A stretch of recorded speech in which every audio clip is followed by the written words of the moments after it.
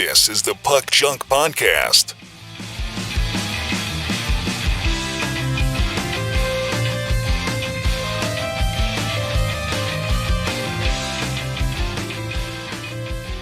Hello and welcome to the Puck Junk Hockey Podcast. I'm Sal Berry, and with me is Tim Parrish and Clemente Lisi. And today we are going to talk about a whole bunch of things. We're going to talk about Patrick Roy making his return to coaching as an NHL head coach. We're going to talk about ESPN doing some funny business with archived NHL games, about some NHL teams who might have their games end up on Amazon Prime streaming, the upcoming All-Star Game, because we know how much our listeners love it when we talk for an hour about the All-Star Game, which we might not talk about it for an hour, but you know what? They're doing a 3-day event about it, and I like the All-Star Game, so we'll talk about that. We'll also talk about some card stuff. So, Tim, how you doing today? Or this week or whatever? Not that great, but I'm probably going to lie at my press conference, so it'll be good. Your press conference, what is this presser about? I was just, I was signed by the Edmonton Oilers after being released by the Blackhawks for nefarious acts. So they're just signing all of us now. Yes. So of course you're referring to Corey Perry signing for the league minimum, I believe $775. Is that league minimum? I didn't look it up. I think it is. Maybe it's $750. Yeah, it seemed pretty low. So he can still play. Oh, no doubt. So it makes sense that he's going to sign with the team. And like the NHL and like the Blackhawks said, he didn't do anything illegal. This was just like a personal conduct thing. This wasn't like a crime thing. I guess that'd be called criminal. Yeah, a crime thing. Correct me, Clemente, if there's a better term for that. Yeah, I don't know what that term is. No, it was like a misconduct, right? Yeah. He just, Yeah. you know what? We all think maybe he got drunk and said something stupid, and he said on the press conference he got help and he's been working through stuff for the last couple months and everything else. So I mean, we talked about it on the show before that once he was done with whatever he had to do, there's no doubt that I think we all agreed he was getting signed by somebody. So. Yeah. I thought it would take a little longer than this, but yeah, Oilers need help. So yeah, I guess so. So Clemente, how you been? Good. I spent most of the weekend watching a lot of football and a lot of hockey. So, back to work. But yeah, it was, when it's cold out, nothing else to do. Why not? Now, you also went to a card show this past weekend. That's right. So, yes, I think I said last week that I was trying to stay warm by not leaving the house, but I ventured outside and I did go to the White Plains show here in the New York area. Show was Friday with early VIP, Saturday, and then Sunday. I went on Sunday. It was a little bit of an experiment, even though I knew what would happen. So the show was from 10 to 4, and I think the first NFL playoff game was at 3 o'clock. So at 1:30, I thought there was a fire drill going on. There was like nobody there. All of a sudden, it was like around 1 something, the air was out of the room. And then around 2 o'clock, some dealers were packing up. I stayed up until a little after 3 because at that point I was trying to pick over the carcass here to see what I can get. And there were some deals, like on wax. I didn't buy any individual cards, but I did buy some wax. But yeah, it was, it makes you think. I get the having the shows in the winter because there's nothing to do, but I don't know about having shows during playoff season, like playoff time anyway. I mean, and then they had playoff games on Saturday, even though I had heard that Saturday's attendance was very good. You have to wonder, though, I mean, I knew place would empty out, and the dealers must have known that too. So you end up getting a show where it's like 6-7 hours, and you lose like the last 3 potentially. In addition to that, there was some hockey, and there was a lot of hockey at White Plains. No hockey signers, unfortunately, but there was 400 tables, so it's a big show. But there were a few hockey and a few boxes too, which was good to go through some of those singles and young guns that you need for for your sets. But no, if What'd you're you in end the, up picking up? What boxes? I ended up picking up very little hockey. I picked up some baseball, Heritage High Numbers. I bought a box of that. $55. I thought it was really good, and the price has gone down since it came out a few weeks back. And then I got contrary to my New Year's resolution, I already broke it. I bought some Artifacts blasters because they were $15. I thought that's pretty good. What? Yeah, that was pretty good, but I should have. Wow. Yeah, they No, were. I meant what you bought blasters of Artifacts, not what they were only $15. Yeah, no, I made that mistake, but I thought, you know what? If I'm not going to buy any singles here, I just want to rip something, and I did that Monday morning, and And I got nothing good. So there you go. And I didn't get anything. shocker. I didn't get anything like. There's some parallels, but they're not numbered. It's all base, no autographs, nothing, no Bedard. I mean, nothing to write home about. So, but you know what? It was fun, and I didn't want to come home empty-handed because I don't know about you guys, but if I go to a card show, I feel like I have to come back with something, even if Absolutely. it's just like one box of wax or like a couple of like dollar bid cards or something.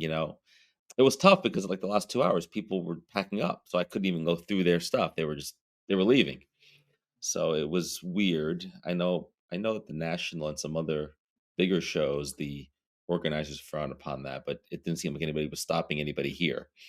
Like I said, there was very little foot traffic by then. There were people at the show because the big draw was Cal Ripken Jr. He was there, and I actually saw him. He walked past me, but he doesn't do a lot of shows.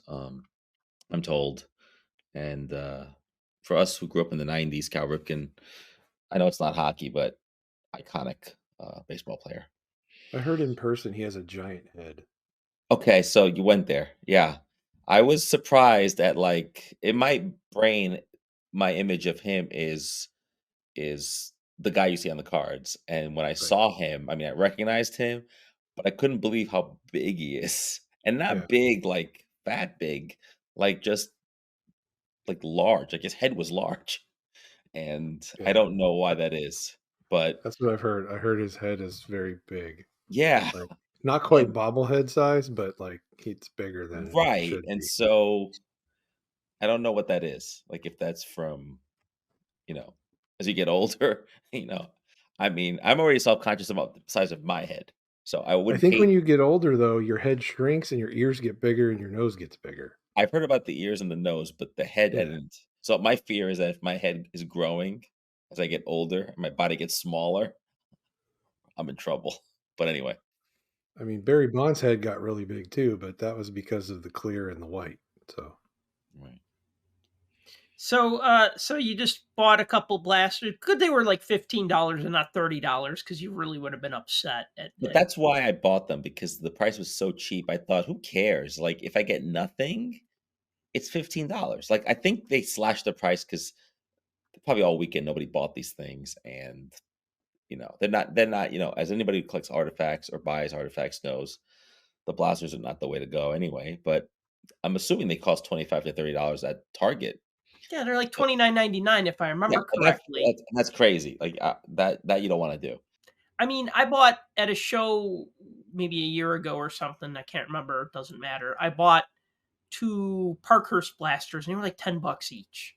And you know Yeah, what? You got a bunch of packs, yeah, and they were fun to open. And I didn't get anything right.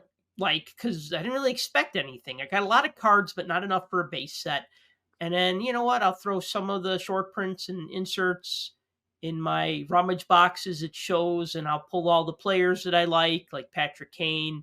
I know I got a couple of his cards, and like JT Compher, who I kind of casually collect because he's from Northbrook, which is a Chicago suburb, and he's actually kicking ass on the Wings this year. Not that I'm a Red Wings fan, just I like to see players from the Chicago region do well, and but it wasn't like if I didn't buy him, it wouldn't have mattered. But it was just something fun to do. I mean, opening cards is fun. You know what I mean? I bought some old junk wax that I'm going to sit down and open one day because they were so cheap. And it's a fun activity. So Yeah, can't exactly. fault you there. It does suck though that like they start packing up 2 hours early. I get it. I've been at shows where like I want to start packing up because everybody else is packing up, and then you feel like kind of like a weenie, like you're standing there like hoping somebody buys something from you, but like no one's at the show, so you're like, oh, what do I do? I'll just start packing up slowly. I mean, it was very light foot traffic, and it was almost like a contagion. Like one or two people packed, and before you knew it, people were just packing. And I left at 3 o'clock, so with an hour left, I can only imagine what that looked like. That final hour must have been really dreadful. But that's why I left, because I thought I couldn't even go through people's binders or bins, because if they were packing up, I felt weird. Then it happens during football season, I guess. It's funny you bring up not wanting to walk away from a show without nothing, because every show I go to, I have to get something. Mm. And there was a small show that I did locally, and not that I did, but I went there, and I must have walked that floor 8, 9 times. Couldn't find a single hockey card anywhere. And so I was looking at like one guy, and he had like different sports related toys and stuff, and another guy had some other things, and I'm like, I can't come out of here empty handed. I might explode or something. So I walked around flipping through boxes just trying to find something, and I found, the 90 score Bo Jackson with the shoulder pads in the Oh, yeah, back, Mhm. that's a great card. black Yeah, and white one. Yeah, it's like an iconic card. yeah. During COVID, it shot up to like $100 for some Well, stupid that's a reason. that's a that's a one But dollar card. I mean, whatever. yeah, this was before that, and I found it was in like a quarter box. So I gave the guy a quarter, and I hightailed it out of there because I'm like, at least I have something. And I didn't even want the card, but I was like, yeah, this card's cool. You can now have too many of these. So I don't have that card and I want it, so you can send it to me. I'll give you a quarter. I'll give you 50 cents. You can make 100% profit on You it. can add 68 I got cents for the stamp, and then there you go. You're at $1. There you go. So I'll PayPal you $1, friends and family, and then you've made a profit. How about that? I gotta check comps first. So Yeah, I let me know, do right? that. I'll do that, and then I mean, I'll get back to it's you. I gotta yeah. check Card Ladder. I guess going to a show and then coming home empty would be a sign of, hey, I didn't see anything I wanted, and doesn't mean you have to buy something. But I just thought, As a even collector, I feel guilty though. It like makes me feel guilty. I went to like the collector show, and I walked away with nothing. So I feel right, bad. yeah, it's a weird thing. I don't know. It's funny that I brought that up because I didn't know you guys felt the same way. And maybe people in general feel that way. I don't know, but I feel like you have to Uh, leave with something. yeah, I'm sure it's some kind of borderline psychotic behavior, but whatever. I'm I'm sure cool with it. if look, if there's a doctor listening, you know, Yeah. feedback is appreciated. I don't buy from every dealer, obviously, when I go to a show, but I do feel like I need to pay it forward a little bit. I see it as kind of like stimulating the economy, so to Right. speak, the card economy. So like even if like, this is why I don't stress too much about like especially like cheap cards. You know what I mean? Like if it's a buck or two, I'm not gonna be like, I can get that for 50 cents on ePack. You know what I mean? Like I mean, perfect example when we were at the expo and I was trying to build a set of the 23-24 Upper Deck Series 1 portraits where they're like paintings, where they look like Renaissance people, Oh like yeah, Alex Ovechkin in like the like French military or maybe like in the Russian military The uniform or Napoleon Napoleon. Yeah, Yeah. exactly. Right. And Connor McDavid with like the king's crown and dressed like a king and stuff like that. So like I was picking those up from like dealers and some of them are just like, yeah, 50 cents each. Some were like, well, I want $2 for this one and 50 cents for you. I didn't care. I just was like, you know what? I want to buy the set. Yes, I know when they hit EPAC, I'm going to get them all for 27 cents. But you know what? Is it really going to kill me if I spend 50 cents or maybe a Well, dollar here or there? yeah. Not The other thing too really. is that you're not flying from Chicago to Toronto to not buy anything at the expo. Like that would be crazy. I mean, I at the national this last year, the first day I bought nothing, but I was there for the whole show. So I Yeah. thought there's plenty of time to, let me just absorb the place, take it in. When it's a really big show, when it's a regional show or like Tim said, a really small show, you could, I also met some friends there. I met my friend Dan and his wife, Suze. You guys know her. And we hung out and we talked for a few hours. And so I also go for the socializing. That's a good big part of the show too. And so that was a big part of it too, just to see people and hang out and talk and then It's whatever. different though if you know you're going to be there for 3 days. If it's a 3-day show, Yeah, because then exactly. you plan it out. Like the first day, I'm Right. just going to walk around and Yeah, scope it out. Next day, I'm going to remember where I went to these certain tables. I'm going to make a couple deals here and there, and right. then the last day you pick up the scraps. But yeah, the Yes. socialization thing for me, like I go to the Chicago shows, I see you guys there. Yeah, I mean, that's Sal, you fun. remember there used to be times we'd meet 5, 6 different people there. We'd trade cards, we'd sit down, chat for a while, and all kinds of stuff. It's kind of like, I don't know, it's like wavered away from that kind of. Right. And I mean, you guys are fine. I don't have a problem with it. Not that I want to replace you or anything. No, you It's just want still to cool. add to the people We that could you. add more to the mix. Yeah, I Plenty of agree. room. It was fun when we have like our little clique that would get together and trade cards and stuff. Yeah. So, speaking of trading cards, so Upper Deck sent an announcement which made me shrug, and Tim was like, "No, this is a big deal. Let me explain why." And I'm going to have you This explain means something. this. You're going to explain it again, and this time we're recording it so that you could just explain it to the audience. So the gist of it is Upper Deck extended their agreement with the NHL Alumni Association to make trading cards featuring retired NHL players. This will include authentic digital collectibles, because they don't call them NFTs, so they call them ADCs, I guess, authentic digital collectibles. So I'm like, okay, great. They can make cards of retired players. So what? They've been doing it all along. It's not like the other companies are really beating down the doors to make sets of retired players, like a Parkhurst Champions or something like that. So I'm just like, all right, that's cool. It seems like kind of like a non-announcement. But Tim, you have some conspiracy theory about this. I don't know if it's a conspiracy theory or not, but I'm just kind of thinking long term on this. And you and I talked about it, but I can repeat it here. And of course, this could be my stoner negativity, and I hope this is surely not the case. But I feel like this is one of those writing on the wall type announcements, to try to save face and keep a brand afloat. Because think about it, Fanatics has gone on and bought everything. They own it all. If it's not Upper Deck and it's not hockey or some entertainment brands that they still have, I mean they've pretty much scraped it all up. So, are there plenty of top skate designs that I'd love to see on real hockey product? Absolutely. But everything that we see that Fanatics has touched so far, it almost seems like they've bungled it and they're cheapening the experience. I don't like that. If you look at this going forward, I'd much rather have Upper Deck designing product that has alumni on it and players from the past than something that Topps just is phoning in because they see no money in hockey and they're only doing it because, well, that gives us all the licenses. If Upper Deck eventually turns into something that's like Leaf or President's Choice, I mean, so be it.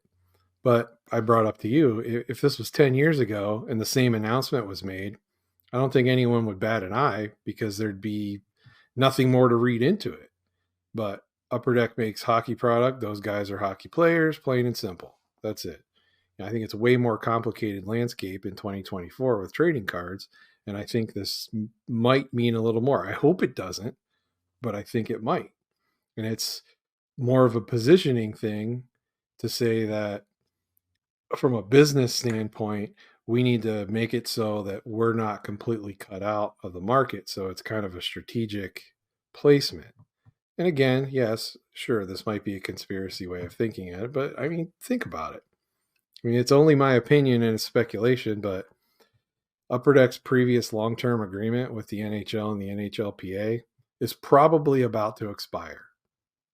I don't have evidence of that, but every time they say long term, it's been 5-ish years Like or so, 5-ish roughly. years, yeah. Yeah. With Fanatics throwing money around like a used car lot giveaway machine and already being the exclusive sponsor of all the NHL merchandise that comes out. Plus, like I already said, they already own a complete end-to-end trading card manufacturing empire. And their big push to bring in all the youth and appealing to younger kids and all of this kind of stuff by getting all of the sponsorship and everything else. I mean, who knows? Like I said, I hope I'm wrong on this, and I hope this is nothing more than them just solidifying a deal going forward. But you had brought up before, what if Fanatics turns around and buys Upper Deck? I mean, assuming if they were even for sale, right? It'd be a pretty strategic move on their part, because then they wouldn't have to separate or do anything differently to kind of bring in that type of production into something that they're already doing with all the other sports. They could kind of keep it a separate, separate entity. Not to mention, Upper Deck's value is in the IP. It really Yeah, is. exactly. And I was going to say the only thing, I mean, I love hockey. To me, that's like me speaking is just a fanboy, just like looking at Upper Deck. Like if I was Fanatics and I was going to buy Upper Deck, it would be for the hockey license, but probably to a greater extent the Marvel license. Like Spider-Man and Avengers and all the Marvel characters. And I mean, Absolutely. yeah, they have other properties too, but I'm just saying, I mean, I don't really know AEW wrestling, so I don't know where that fits in on the hierarchy of wrestling. Like, is it subpar to WWE? Is it like, From are a they on this? popularity standpoint, it's a lesser brand, Right, but it does have its fan base, and it has a lot of people that follow it. So right. look, we were talking before about like the sheer numbers of it. Fanatics was valued at like $31 billion at the end of 2021.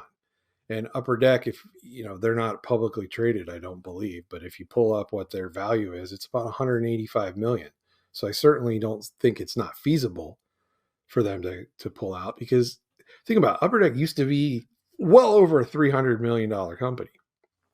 If it's barely half of that now, that just tells you all the value is in those IPs, all of the brand names, the exclusive player licensing, the e-platform, the entertainment licenses. That's what Fanatics wants. They want all of that. So, if you already have the printing plant, you already have the design facilities, you already have the production department, all you need is the IP so you can make the product. So, again, I hope that's not the case. I hope I'm just making crap up. I want them to have alumni in the product. I also want the alumni to be wearing licensed gear in the pictures and the photos and everything else. So that's why I'm saying I think this was good for Upper Deck to do. I hope it's more of a, we're just, that license was expiring, we need to renew it. Then the NHL license expired, we're going to renew that one too. And then all of this conversation is for naught, and we go about our merry way and don't have to worry about it. Look, I don't think it's much of a conspiracy theory. I think that you're probably right. And also, they like to put alums in the current products, right? And in addition to that, why leave anything on the floor? Because Fanatics would gobble that up and then put out like a Legends set, and now Upper Deck is competing with some other hockey release that people might gravitate towards, because some people do miss some of the Topps designs on hockey cards. Yeah, And guys, so, imagine if they Absolutely. made like another Topps Archives set right. using like say 88, 89, and it was like a retro set of like Yeah, exactly. 300 of the best NHLers to play Yeah, in the exactly. 80s, right? Like we'd all buy it. We would Yeah. all freaking buy that Yeah. in our, I mean, 88, 89, I just use that because that was like that's like my BCAD line. That's like where I started. That was ground zero for me with hockey card collecting. But hell, 84, 85, 71, 72, 79, 80, whatever. I mean, you can any of them. Yeah. I mean, you pick it. Yeah, exactly. if And so if Fanatics got that alumni license, and then hey, they got the Topps license, they can make Topps cards of alumni. Maybe not Gretzky, maybe Gretzky. Gretzky kind of has his own well, deal it's going, funny but because Gretzky, yeah, he has a deal with Upper Deck, but I think his deal is limited to autographs, because I saw in the Alumni Association announcement included Gretzky and Waz's name, even though they've had relationships with Upper Deck exclusively. So I think as a group, and they have Yzerman and everything else. So they probably as a group sign this legal document. So I mean, look, if I'm Upper Deck, like Tim said, just lock it up. Like it's probably not going to cost a fortune. It's good for future hockey products, and it eliminates exactly what we all thought of immediately, which is if you're Tops or you're Fanatics, you're thinking like a retro set or whatever. I mean, they can do whatever they want with it. Kudos to Upper Deck for probably having the foresight to see it. And also Upper Deck knows that they don't want to get into any kind of competition with Fanatics, not because of anything else, because look at Panini. They're all in fights all the time, legal battles. Once they start sniffing around, that's the beauty of hockey too. The hockey hobby is that it seems like Fanatics is not really interested.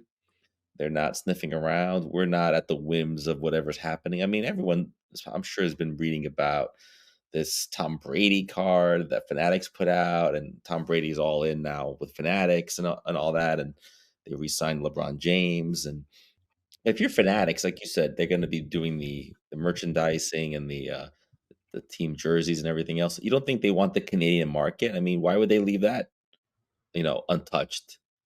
They're thinking about it, but they know that they don't have a foothold on it. So kudos Upper Deck for being smart and doing the obvious. It's funny you said the Tom Brady card. I was going to say, you mean the Darren Fletcher card with Tom Brady's head on it? Yeah, but people, yeah, exactly. They did a whole Head and Shoulders thing on that thing. But anyway, regardless, it doesn't matter. I mean, they can do it, and people go crazy for stuff like that. In this parallel universe where he plays for the Expos or whatever. And Look, then they have the ability to do the stickers. They have the ability to do the Tops Now stuff. I know exactly. you guys probably don't. I know, Sal, you don't do skate anymore. I don't know if you ever did, Clemente, but No. Top Skate. What I like about it, it's dumb and it wastes time and stuff like that. But the designs of some of the cards are really cool, and it makes you think, wow, this would be awesome if this was actually a real card. And if you go and look at some of the IP of the brands that they can actually put out, I mean, obviously the big one would be Topps Chrome. We'd go back and have Topps Chrome, but I'm sure they'd roll out Gold Label, and I'm sure they'd roll out like Finest, and you'd get Tier 1, and you'd get You could do heritage artifacts, archive. Inception or any of these big ones. So you would now have stuff to compete with some of the higher end, Upper Deck stuff. Not that I necessarily want that, but some of those designs are actually kind of cool and they would look cool. And they've started doing an alumni thing with some of the skate releases where there'll be additional cards that are thrown in that are less popular, but or not less popular, but less prevalent, and they'll have like alumni players on them, and they use retro designs. So I think this year's was like the All-Stars were retro All-Stars, and it used like a 2000, I think it was 99 2000 Tops design for the All-Stars, or maybe the 2001 design. It's one of those. Gray borders or blue borders? Gray, they're the gray border ones. I think that's 98, 99. On the app, they make a movable card. So like if you move your phone, they like shine. Like they're almost like chrome. So one thing I wanted to throw out really quick is that Fanatics actually is launching this line of autographed jerseys. It's called 2324 Fanatics Under Wraps NHL jerseys. Oh yeah, I saw that. And so basically you get one autographed NHL jersey in every box. And I don't know much about it. They did provide a checklist. I don't want to read the whole thing because it's a long freaking checklist. Pretty much all the stars. This sounds like the stuff Upper Deck already does and the stuff that David Adams does, right? Right. There's like different subsets. Not that you're going to collect all however many of these jerseys, but under Hall of Fame, there's Bobby Orr, Brian Leach, Jaromir Jagr, Martin Brodeur, and Wayne Gretzky. So, I mean, right there you have like 5 amazing players, and you have Gretzky, you know what I mean? Or 4 amazing players and Gretzky or whatever, right? So what I don't understand is that Upper Deck does that Upper Deck authenticated, right? And you could buy like a Wayne Gretzky signed Oilers jersey for like, I don't know, $5,000 or $9,000 or whatever ridiculous amount they sell it for. But here I could buy this. Well, I'm not saying I could just buy it outright, but this is a blind boxed NHL jersey licensed by the NHL, licensed by the NHLPA. So, I mean, it does look like Fanatics is trying to get into some hockey stuff besides the Topps stickers. But, they were going to do that anyways because what do? They make apparel. So, of course, they're going to do something with apparel if they can. You know what I mean? So, looking at this list, yeah, it's like the worst one you could get. No offense to these people, but Ryan Donato, maybe. Okay. I would take Ryan Donato over Vince Dunn, so there you go. Okay, or Vince Dunn. Yeah, Vince Dunn's on the list. That's the bottom of the barrel of this checklist. I did notice there's no Crosby on there. So Oh well. So you think they're making individual deals with these players, right? No, it's NHLPA That's licensed. NHL. Okay. Yeah. So the way it works is if you have a players association license, you can include everybody who is a part of the players association. So that means players who are currently playing. So Right. that's what a PA license does. Now with companies like Leaf and President's Choice, if they make cards of current players, those are individual deals where they're just negotiating with the individual Like players the and saying, like the Brian Leach one or the Yager one you're talking about, right? right, exactly. Well, I'm talking more about like with like the trading cards. Right, right, right. With what Fanatics has going on here, I'm not quite sure, but like Yeah. so it's like a one-off, and that's why sometimes like you'll have like a Leaf card that'll like have a picture of the player, and sometimes it has a picture of the back of their jersey with their name on it because they can't even picture them, but they could put a picture of their jersey, which is just silly, but whatever.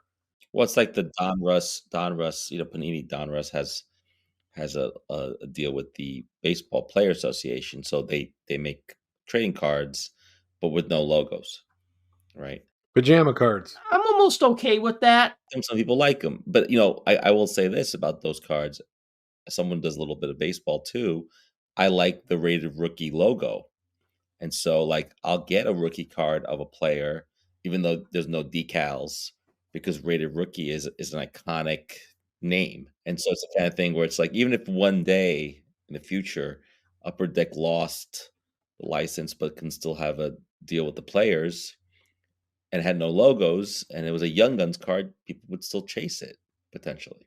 Picture this alternate universe. Upper Deck loses the NHL license, but Panini gets it instead of Fanatics.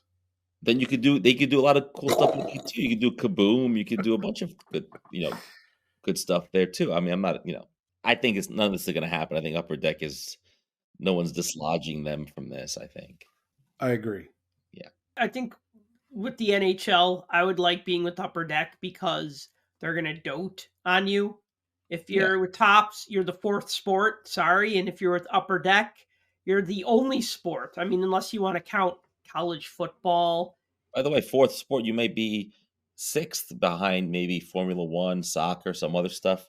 So yeah, I agree Yeah. with you. It's probably not the smart. If you're the Oh yeah. NHLPA, but the only thing that would lure them would be the money. If the money was massive, which we know Fanatics has, will spend it. I mean, we know that they purged Panini's staff and is paying double and triple their salaries just to get them to come over to their company. Then they're willing to do anything if they really want something. The way Fanatics, I think, operates is they first come to you and make you an offer to buy your company. If you say no, then they'll just pummel you into submission. They'll do Yeah, whatever it's they can. it's carpet bombing business practice. Right. It's like, oh, we asked you nicely. You didn't want to sell, so now we're going to take all your staff. We're going to throw lawyers at you. We're going to tell people to pull their license. We're going to make your life hell. Well, I don't think That's that's something they would do to the NHL per se. I think no, they no, no. would The just NHLPA and Fanatics have to team up to do it to Upper Deck.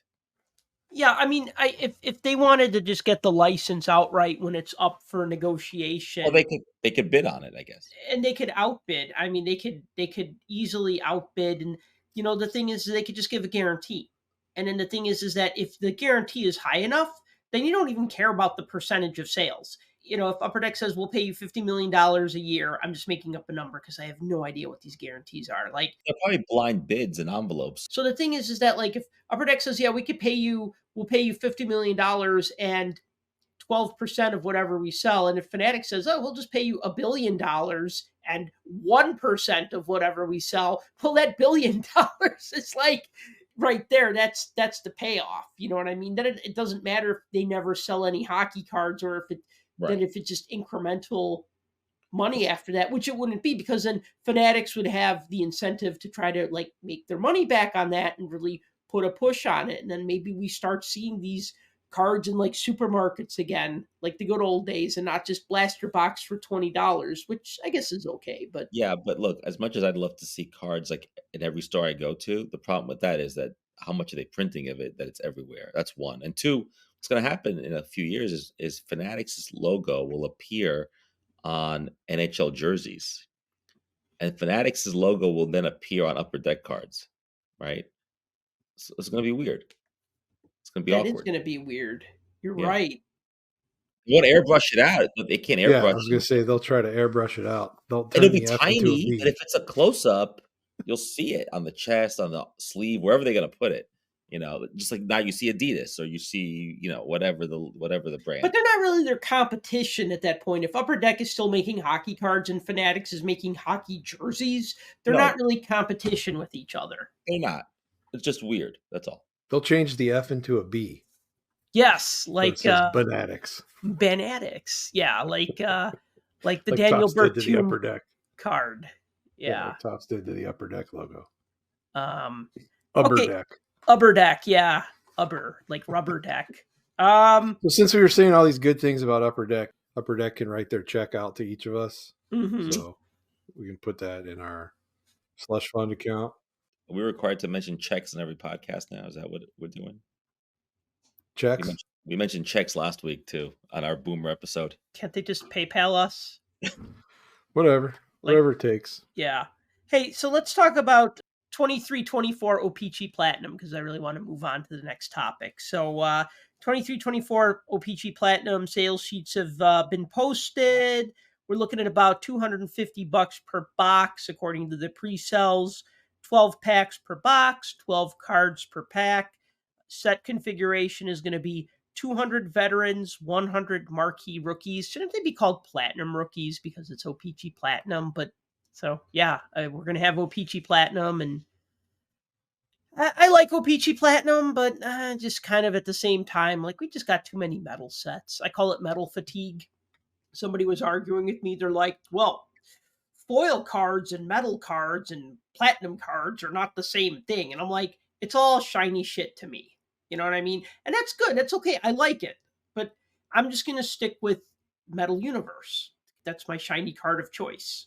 Also, the cards are identical to just the regular OPG set, right? Thank you. That's my thing. It's like, I like the shiny stuff, but not if it's identical. Which in this case it is. It doesn't do anything different. It just enhances them. So it's almost like a parallel set. I mean, how's it any different than like the chrome parallel inserts that they would do in like 0809 OPG, or like the parallels that they do in like they do in like regular OPG? Sometimes there's like chrome inserts, but oh nope, that's not the platinum card. That is a chrome version of a OPG card. You know what would be kind of cool, even though I just complained that the OPG Platinum is exactly like the regular OPG? Like if Young Guns showed up in this set in a Platinum version. That could be interesting. Well, they're doing their silver and their gold, different Right. like Yeah, foily exactly. But like versions in Series Top- 1, Series 2. Topps flagship baseball, Topps Chrome is exactly the same. The inserts may change, but the base cards are the same. They're just shiny. And so they do the same thing here with OPG. But look, the mock-ups look nice. I mean, I was looking at the site with the mock-ups on it, and they look great. I'll probably end up buying a blaster for $20 at a show if I have the chance. I don't know. But I won't do the whole set. I mean, that's not happening. Keep in mind though, these sell sheets are for the 23-24s. We still haven't seen the 22-23s yet. Those have to come out first. Do they though? Do they? These ones that just came out on those sell sheets have just now started showing up on pre-sale lists for August. So the 22-23s should be out hopefully well before that. I don't remember what was on the sheet the last time we looked. It was like February or March. Probably March, because I doubt it would be February. I don't think they want to encroach on Series 2. So yeah, I mean, we got to get that first before we get to the... You got to get your Matty Beniers marquee rookie before you can get your Connor Bedard marquee rookie. Right. But do we though? We do. Because collectors have already moved on. Exactly. I've moved on. Like I'm in the year 2024.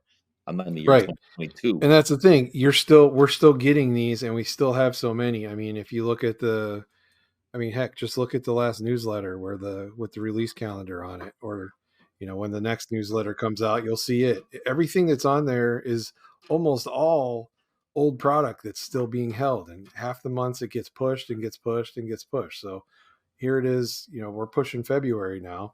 We still probably have, I would say, at least 10 releases for 22-23 that still need to come out. So there's a little while to go.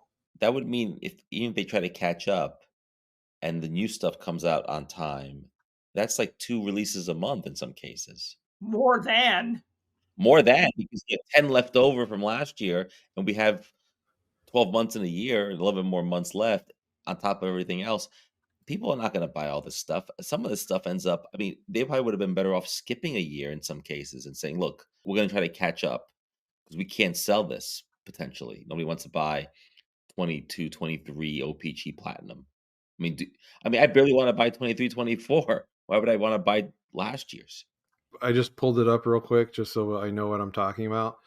And on this list, Parkhurst Champions is still on there, Premier, Credentials, Ultimate, Clear Cut, Platinum. So not 10, 6. There's still 6 releases for 22-23. And of course the Cup, which will come out 5 years from now. So 7. The Cup is what, a year behind, 2 years behind? It's usually a year. But yeah. Yeah, so if you count the Cup, that's 7. So there's 7 still on the release calendar for 22-23. So take that for what it is. Whether these go poof. I mean, there's been sell sheets, there's been mock-ups for all of this. It's none of it's any surprises. It's just sitting there. And if it's still pending, come the release of Series 2, you can't think that they're going to put competing products up against their own flagship product, especially with Bedard being in there and pushing this set to be like the be all end all that everybody should be buying. They're not going to have something else to compete against that because it'll get buried and you'll never see it. Breakers won't be opening it. No one. So there'll be no attention on it. Especially if they know they can't get Bedard because it's a year behind. Forget it. Right. Like that's another right. Exactly right. That only highlights how old it is. It's true. Yeah, it's definitely a problem because they spend, time obviously creating these sets, and they knew that things were going to be delayed, but I don't think they knew it was going to be this delayed. And I really feel like they could have really cut back. But again, they're trying to make back the money that they invested in owning the license for NHL cards, right? So, they're going to make as many cards as they can and, try to cash in on the renewed interest in sports cards. I mean, this is the time to do it, but it's overwhelming and it just feels, a lot of it's just kind of like, why bother? You know what I mean? Like, I think there's a window. Like, if the set just comes out and it's the current year, you're all excited. It's the current year. It's the rookies that are just out now. It's players in their new uniforms, the players who've been traded or signed with other teams or whatever, right? So there's just that newness factor that draws you to it. Once it's like a year or two out of date, you don't really care until it's like 5 or 10 years out of date. Then it becomes something retro to you. Like, oh, I remember that season. You know what I mean? And then you go back, like Tim, like you were geeking out for a while. You were geeking out when we'd go to the shows. You'd be buying all these Pacific cards from like 0304 and 0102 and stuff like that because enough time had passed where now it was like interesting again. Whereas if it's like a year or two old, you're like, I don't want that. That's last year. That's 2 years ago. That's 3 years ago. I'm focusing on the new stuff. Not only that, they were all selling boxes for $20 to $30. So right. That's why I was buying those. Also, it makes speculating on rookies not really a speculation anymore. It's like, oh, 2 years ago, well, I know which rookies did well and which didn't, so I can aim for those.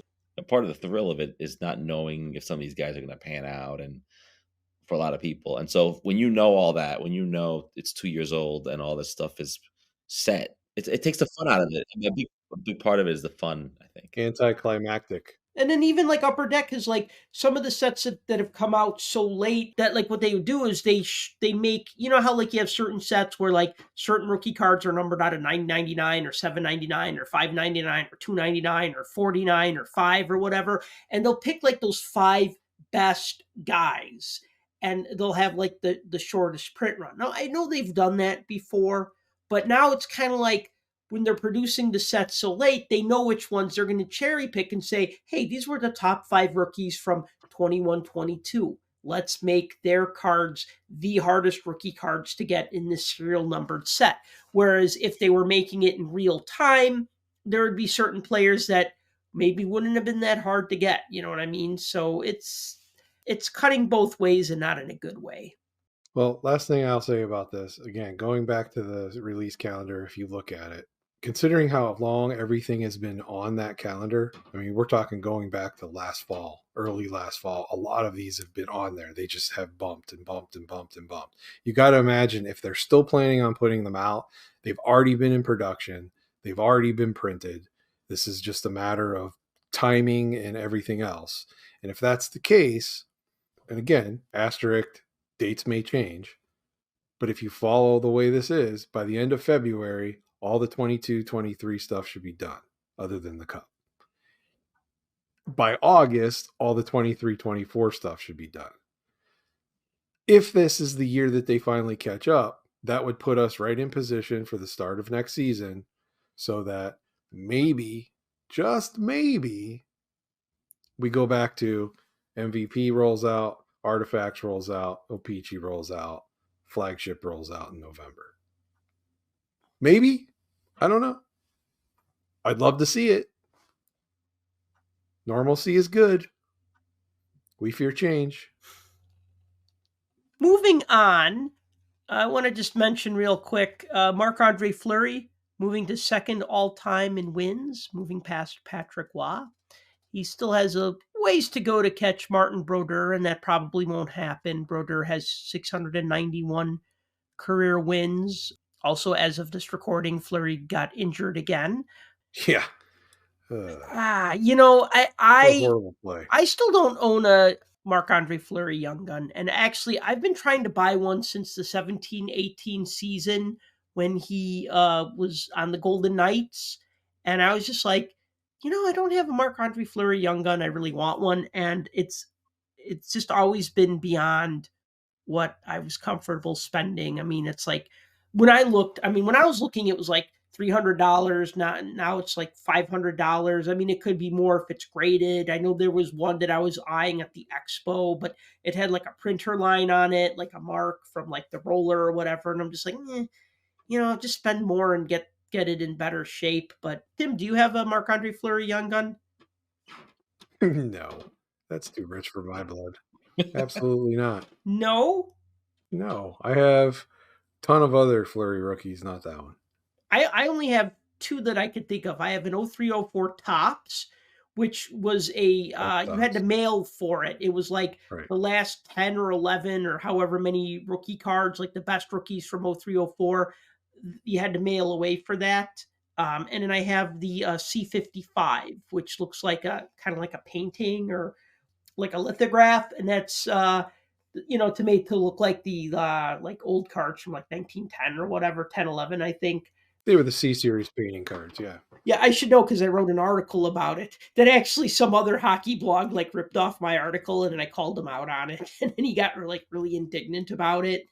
I'm like, dude, you like literally copy and pasted my text and put it in your blog post. I don't think they're around anymore. I'm not going to mention them though because I don't want to like even give them like credit for existing. But when I'm reading somebody else's like write up on a set that I wrote about, and I just said, this guy writes like I write. He uses the same kind of weenie words that I would use, like distribution. Yeah, those C55 cards, those were nice. They harken back to those Imperial Tobacco C55s. Yeah. But Topps made them full size and then added the minis as inserts. So the minis are cool because those cards were mini because they were tobacco. The big ones that are the full size cards, they look kind of weird because you don't expect to see that design on a full size card. I do have that one. I don't have the Young Gun. I have the Topps.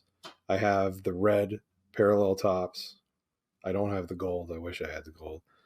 And I have a whole host of various Pacific ones from different releases.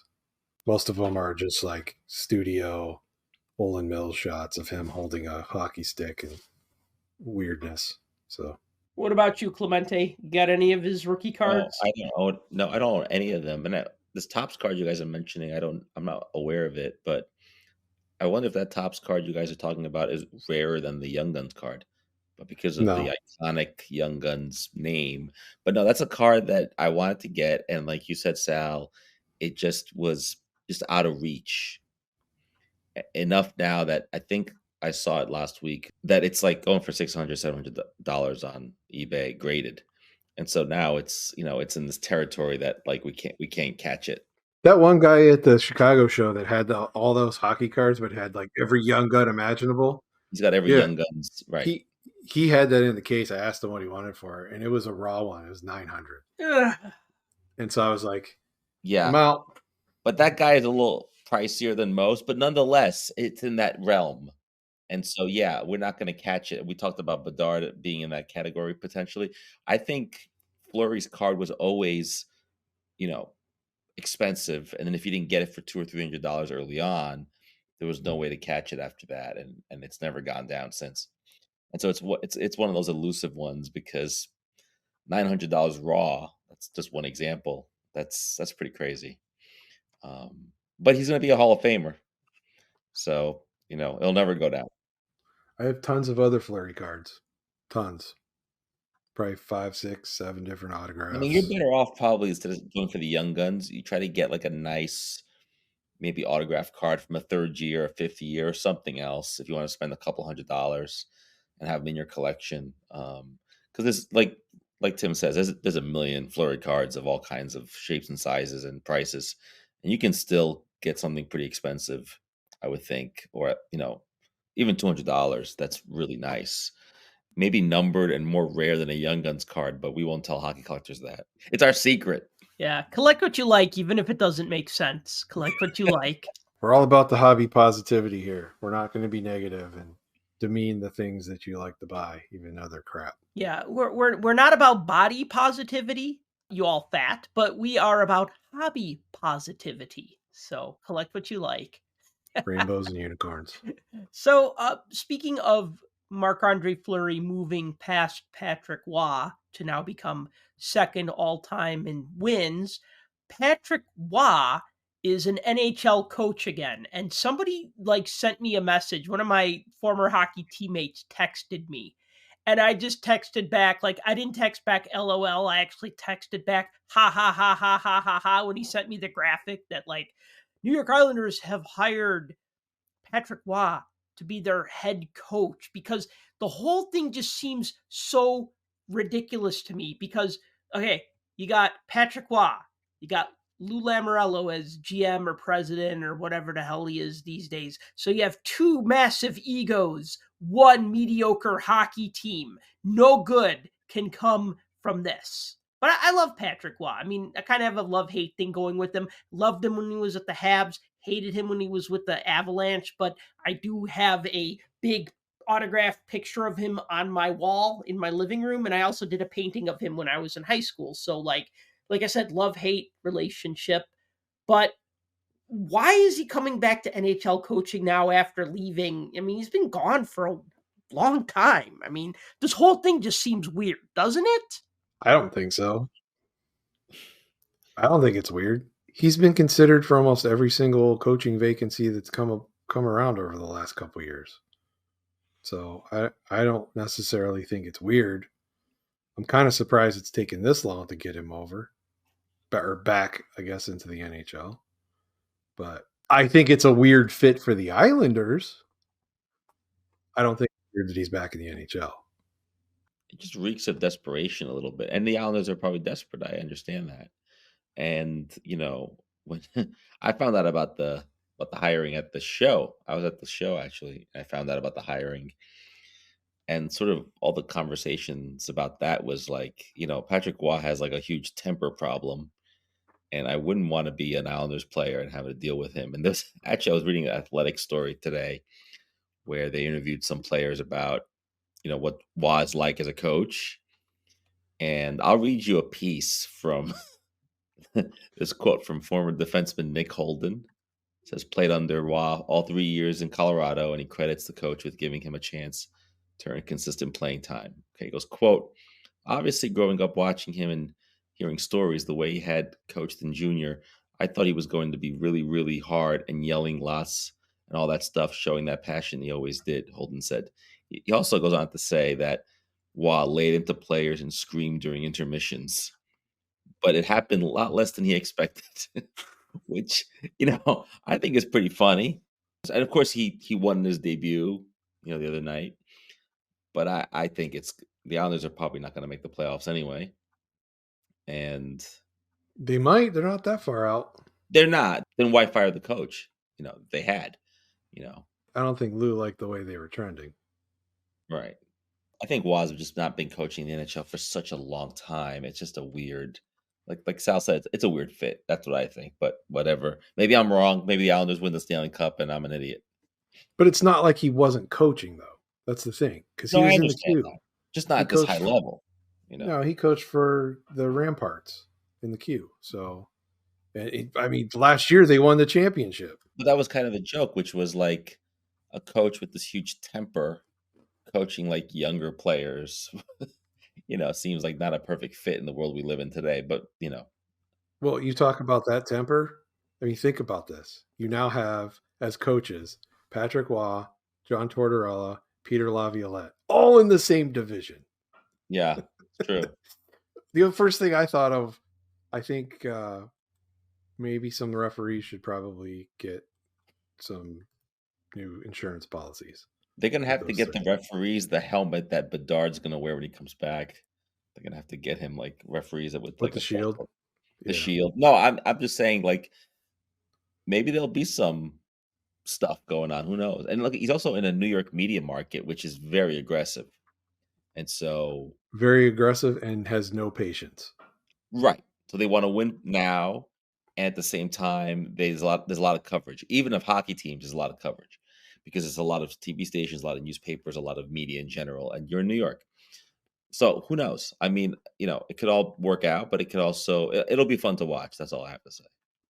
Do you guys remember I think this was the last year that he was in Colorado when they were playing, I think it was Anaheim. You're talking about trying to push down the glass? Yeah, him and Bruce Boudreau got into it. That was his first game. I read up on Wikipedia. It was his first game. Oh, his first game? Okay. In his coaching debut, a 6-1 win over the Ducks. Yeah. Yeah, because they I forget. I think Bruce threw out like his thug line to take the face off. And he took offense to it and just started screaming and yelling, and it was like this back and forth. Yeah. So, and Gabby's not known to keep his mouth shut, that's for sure. But Patrick Waugh started pushing over the partition in between the benches. I don't know. I don't think he's gonna. Maybe he's cooled this down a little bit. Who knows? We did get a question from a listener. He wanted to know if do you think that goalie fights are just for show? Like he was talking about like when like line brawls break out, or like, he sent me like a video of like Hextall versus Potvin, and he's like, do you think goalie fights are just for show? Or do you think like they're actually fighting because they're pissed off? And I kind of feel like with Patrick Waugh, like it was a little bit for show, but it was also because he was like pissed off. Like when I think of like goalies being pissed off, there's this great video on YouTube. It's like 10 minutes. It's like called like goalies losing their shit. And it's just like a compilation of like Ron Hextall, Billy Smith, Patrick Waugh, et cetera, et cetera, et cetera, Ray Emery. You know what I mean? Not necessarily even fighting. It just could be like stick swinging and stuff like that. But what do you guys think? Well, actually, Binnington is for show. I guess it just depends on the goalie, just like anything else, right? I think sometimes, when in the all-out brawl kind of days, the goalies are just kind of like, well, now we're just standing here, so we should probably fight, right? I think that there's a little bit of that goes on, And then also, Waugh had an epic fight with Mike Vernon once, many years ago, which if you haven't seen it, you should go on YouTube and watch that.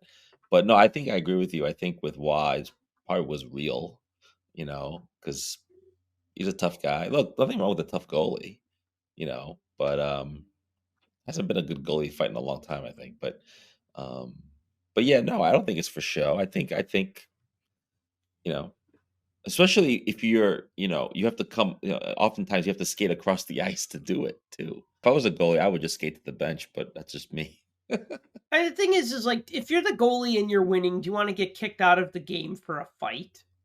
That's a good point. Or get hurt potentially. Or if your team is down by 1 and you're in this game and you think you're playing well, do you really want to get kicked out for a fight? You know what I mean? Like, so it's kind of stupid. Also, you're a goalie. You use your hands to make saves and make plays. Other players don't do that, so you don't really want to get hurt, like punching a guy in the helmet or something.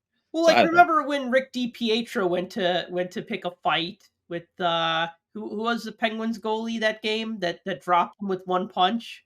Brent Johnson. Brent Johnson, and I mean, just boom. That it wasn't Ty Conklin. It was Brent Johnson.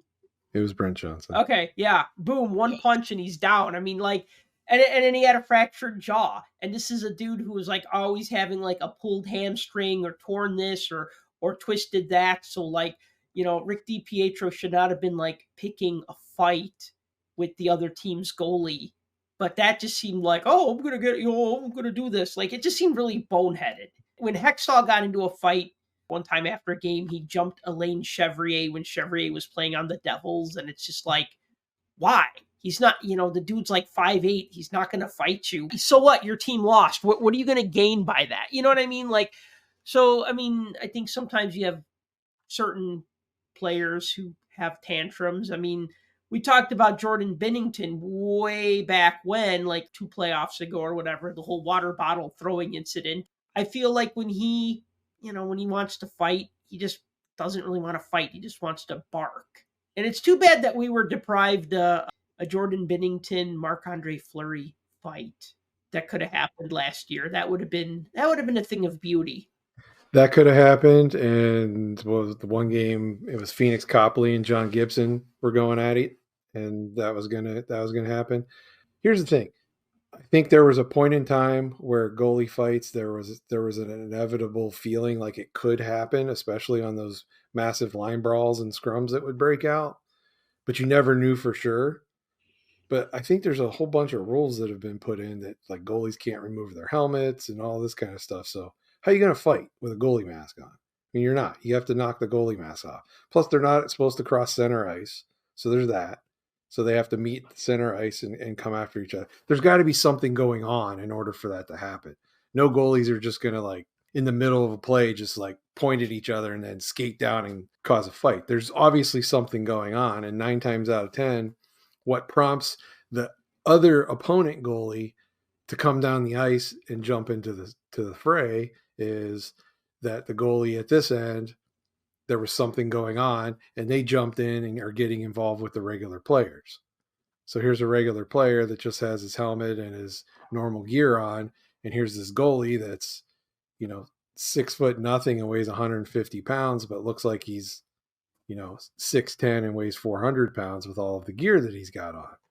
So the other goalie comes down and, off we go. So I don't know. I think the referees are probably have been instructed, whether it's explicitly or secretly, to knock that crap off because, yeah, you're right. The Flower and Binnington, that was brewing and it could have happened, but they just... Well, and part of that was because Binnington was going after Fleury's teammates on the Wild. And then again, yeah, when everybody squares off and it's in one end, then yeah, okay, now you have 6-on-5. So then the other goalie kind of needs to help because his guys are outnumbered. You could have one of your players getting ganged up by 2 of their players. You know what I mean? So I can understand why a goalie would do that. That would have been a good fight though. But anyway, so Patrick Roy back in the saddle as a head coach should be entertaining. And keep in mind that when his first season with Colorado, he did win the Jack Adams Award because the previous year the Avalanche didn't make the playoffs. Then when he took over the next season, they finished first in the Central, and he won Jack Adams Award as the best NHL coach. They missed the playoffs the next 2 years. Then Roy quit because he said he didn't feel like he was getting enough input. He was like head coach and vice president of whatever, and he just felt like he wasn't getting enough input. That's when he kind of quit late in the summer. And then the Avalanche didn't really have a choice but to promote Jared Bednar from the AHL to be their head coach. And that actually worked out for Bednar, and it worked out for the Avalanche really well. So, they have like a normal coach, and, they've had success under him as well. Won the Stanley Cup a couple of years ago. But Islanders, it seems like a weird fit. But hey, you know what? Who knows? Could be a great thing. That's why I think he had to have grew a little bit, because leaving Colorado because you don't have enough control and then going to play for Lou, talk about not having control. So, I mean, is he going to have to ask permission to make a line change? I mean, Lou, the third line's tired. Can they come back and can I put out the fourth line now? I mean, you look back at all the teams that Lou's been the GM on. He fires all the coaches and then places himself as coach until he finds somebody else. Nothing will ever top when he fired Claude Julien. Oh, yeah. And they were in first place. Right. They were in first place, and he fired Claude Julien, and he said, well, I just don't feel like we're ready for the playoffs. It's like, you're in first place. What else can your coach do for you at that point, right? Like, do you want the President's Trophy that bad? Do you really want to burn out before the playoffs? I mean, ugh. That was when he was on the Devils. Yeah. He didn't have them mentally prepared for the playoffs, and that's why he wanted to can them. Yeah. He also had, supposedly, he had a bunch of the veterans chirping in his ear saying, I don't like this coach. Oh, well, okay. So that's what the rumor was. Yeah, well, what was funny was, and I probably brought this up before, but when I used to write to New Jersey Devils players for autographs back during the Lou regime, never got my card signed. I would get back a form letter from Lou Lamoriello thanking me for being a fan. I would get like some New Jersey Devils stickers, like logo stickers or a bumper sticker. I would get like a form to like join the New Jersey Devils fan club. And then I'd get my cards unsigned. Yeah. Sounds like they would come in probably, and he would probably say, look, I don't even want to see my mail. Like, just send them back this goodie bag or whatever it is. No. What I'm saying, though, is that the Devils players did not sign autographs through the mail. Right. When they were under Lou. Did he sign all the letters? P.S. Shave your beard, you dirty hippie? No, but it was just like, thank you for being a fan, blah, blah, blah, whatever. I actually scanned the form letter. I've been meaning to post it on social media because I found it recently and I scanned it. I'm like, this is funny. I mean, he just... like one year I got a New Jersey Devils 1995 Stanley Cup championship bumper sticker, like along with my unsigned cards. So, all right, moving on. ESPN pulling all archived NHL games after 30 days. Honestly, I didn't know that you could watch old NHL games on ESPN Plus. And by old, I mean like from like last season or earlier this season or whatever. So, Tim, you got a bugaboo about this? It doesn't really bother me, but I guess it was significant because most of the tweets and stuff that I saw about it when they made the announcement were coming from, I'm using air quotes again, journalists. So it was all of the reporters and stuff like that. And I didn't really think about it at first. And I'm like, yeah, if you're a researcher or an analytics person or a journalist working on a story or something like that, having access to archived games, I guess, would come in handy if you got to refer back to something. But ESPN yanking them off their service.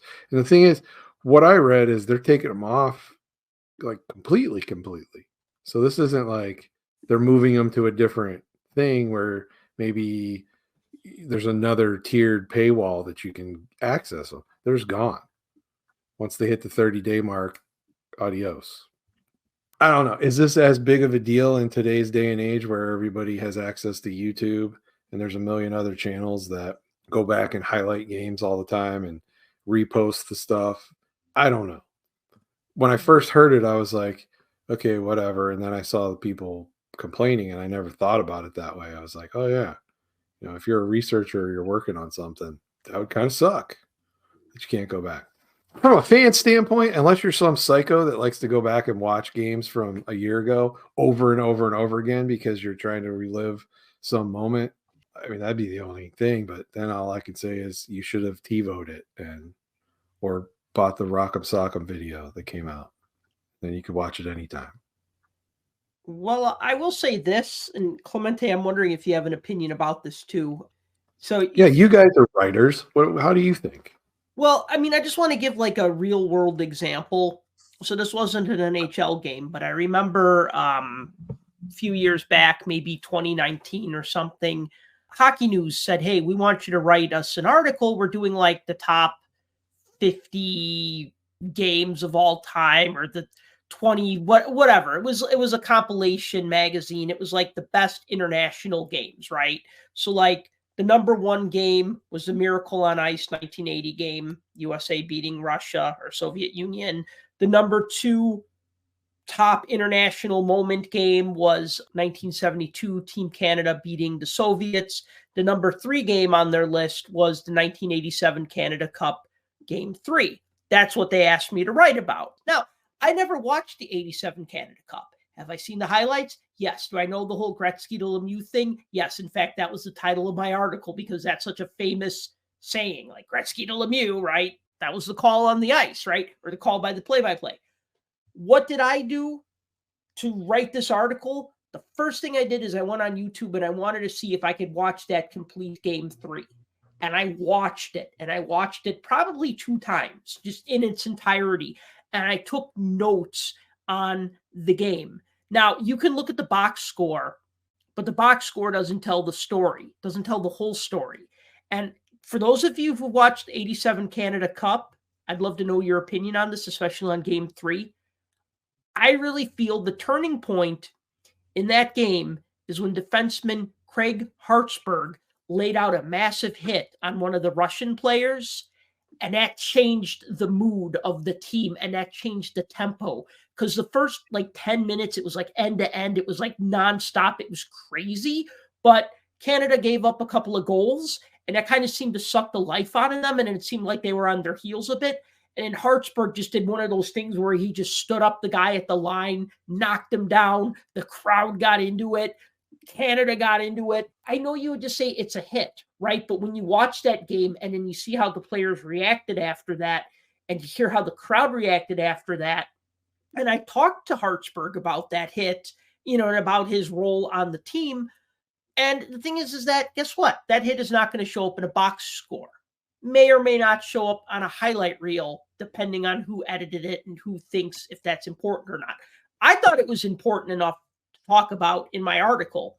And that's the kind of thing that you can't get from watching like a 5-minute clip. Maybe you can, but you get my point, right? So to me, having that whole game was a lifesaver, because if not, I'd have to figure out how to get it, whether it's buy it or whatever. But yeah, so it is important. It's absolutely important, especially if you're trying not to give the same 800 words that you could just find on Wikipedia or any blog post or whatever, because people tend to say, especially online, people tend to say the same stuff over and over, and really you have to do your own research to kind of get new information, I think. So, all right, that's my spiel. Clemente?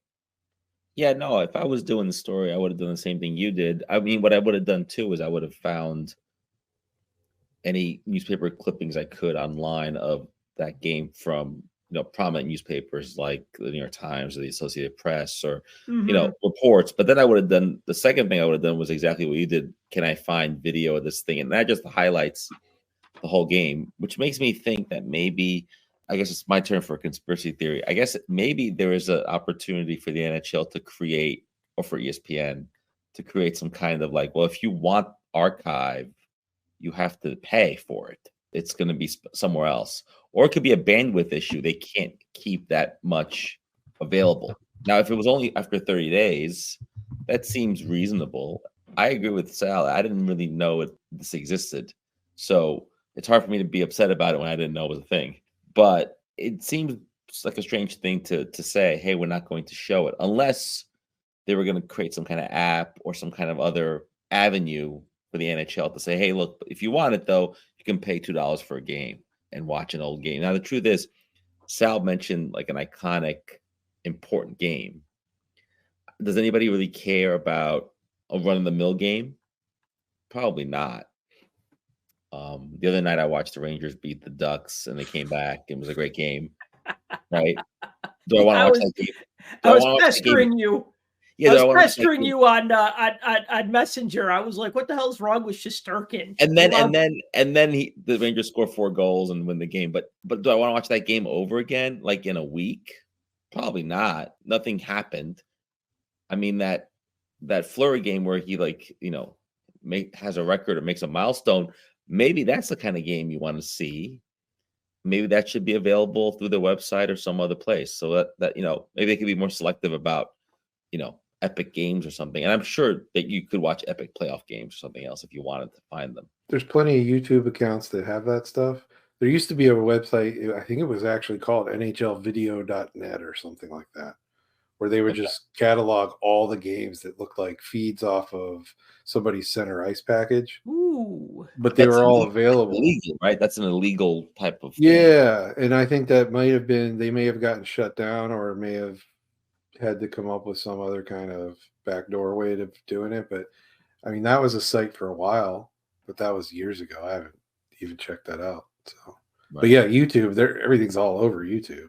Well, YouTube is the Wild West. You can try to control YouTube, and I'm sure the you NHL has can. lawyers who go through YouTube all the time and send like warnings to people, but just as if you take one down and another one pops up. So I can comment on the YouTube thing, me having posted some hockey clips of things. Like, for instance, for some reason, I don't know why, but I'm so glad I did. I recorded the 1997 NHL Awards show and I put it on YouTube. So they had like these little comedy bits. Right? It was almost like they had like these different skits. Like the first skit was like Ron McLean calling Phil Esposito and telling him that he no longer has the record for however many goals or third most goals or goals in a season or what. I know Gretzky has the records, but you know what I mean? Because they're making some retroactive rule change or something, right? Like they had like all these little funny skits. They had one skit that had 2 little kids playing a table hockey game, and one of them is like a 10-year-old Drake before he became Drake. And then all of a sudden, like one day I see that video on YouTube has like a bunch of like comments on it because somebody on Reddit found it and be like, hey, look, it's a little Drake in this NHL video, right? The thing is that usually what the copyright holders will do is they'll decide that they'll put their ad banners, they'll put in the commercials, and they'll make all the revenue. So you basically don't make any money off of ad revenue. So if you say, hey, I got this Penguins game from, 1991 Stanley Cup Finals, right? And I'm going to put this game on YouTube, right? Well, guess what? They're going to say, hey, the NHL has flagged this as something that they own the rights to. We're not taking it down. You don't have a strike against you. However, you cannot make any money off of this video. So you basically did the work for them so they can monetize it, right. But you did the work of actually putting it online. And I mean, I did that with I had an All-Star Game video highlight something or other that the Blackhawks put out on VHS tape, and I digitized it and put it on YouTube. And one day randomly, 5 years after the fact, they're like, hey, you don't own the rights to this. The NHL has claimed copyright of this. And I'm like, well, not going to argue with that because it is theirs, but Al, you should have said what took you so long. Right. They were too busy working on their NFTs back then. In 2008? Yeah, not really. Yeah. But they were trying to get them ready for this year. But what I was going to say was, when I have something that I say, people need to see this. Because the thing that I put online was a video that the Blackhawks put out on VHS, right? So other people weren't able to see this unless they had that VHS from 1991, right? Another thing I found on a VHS tape, and I forgot what talk show it was on, but it was a Brett Hull interview, and it was 20 minutes. And this was back when YouTube would only let you post a video up to 10 minutes long. So I actually had to post it in 2 parts, but it's this long form Brett Hull interview. And I wasn't thinking hey, I want to make money off of this. I'm like, hey, I got this thing on VHS tape, and I don't know if anybody has seen this. I mean, yes, people have seen it. It aired back in 1990, but I want to share it with the world. I want other people to see it because it's cool. And I think that as somebody who likes this stuff, you want other people to enjoy it as well. So that was my mindset there. Not like, oh, I'm going to make a fraction of a penny if somebody watches this video and clicks on the ad banner or whatever. I don't care about that. I don't think any of us make money off of YouTube. I'm not speaking for all of us, but I'm not Mr. Beast, so we'll make millions of dollars on YouTube. Okay, let's move on to Amazon picking up Diamond Sports Group.